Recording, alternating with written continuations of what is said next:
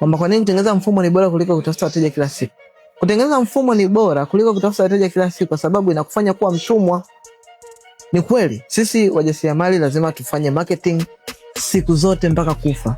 Kwa mfano makampuni makubwa unaona Pepsi, Vodacom yanafanya marketing kila siku. Coca-Cola yanatumia influencers, yanatumia social media, yanatumia kila aina vipeperushi. Ni kampeni juu ya kampeni. Lakini hawakati tamaa wale kuacha, wanafanya biashara kila kukicha. Kitu ambacho tofautiana na watu wengine ni kwamba watu wengine wanatafuta wateja kila siku, afu wao wanatengeneza mfumo.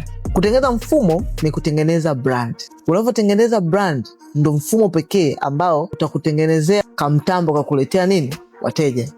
Ukitengeneza personal brand yako ama brand ya product ambayo unaipost, unaipromote, brand inakusaidia kupata wateja kila kukicha bila hata kuhangaika.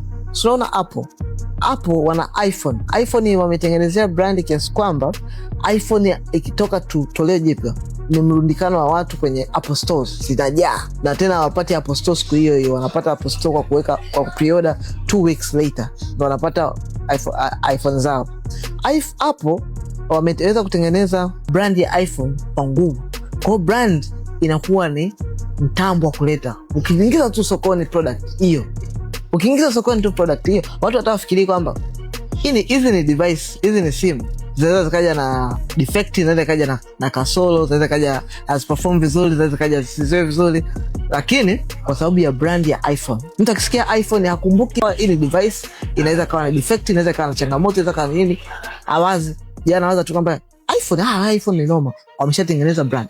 Kutengeneza personal brand kwenye biashara ni kusaidia kutengeneza mfumo ambao utakuzalishia wateja kila siku badala ya kuwa unatafuta kila siku wateja. Watu wanatafuta wateja kila siku kwa sababu hawajatengeneza mfumo ambao unawarahisishia kutengeneza wateja kila siku. Na mfumo wa kutengeneza wateja kila siku ni nini? Personal brand. Unataka kujua namna gani kutengeneza personal brand? Comment neno course. Nimetengeneza course maalum ambayo nimefundisha vizuri namna gani kutengeneza personal brand kwenye biashara.